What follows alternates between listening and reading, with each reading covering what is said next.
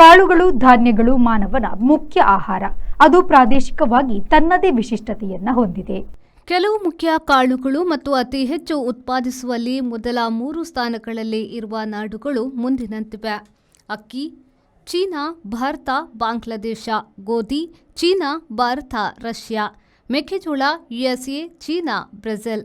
Barley, Russia, Australia, France. ಸಿರಿಧಾನ್ಯಗಳು, Bharat, Niger, China. Oats, Russia, Canada, Poland. Rye, Germany, Poland, Russia. Thank you. Ajanta Business Center provides comfortable space where work gets done with more ease. A friendly environment means less of stress, more of teamwork. Sir?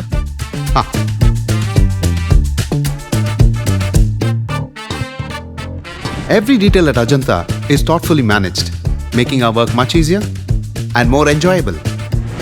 When employees work in harmony, it creates an environment where everyone thrives, allowing us to achieve the best of work with maximum effectiveness.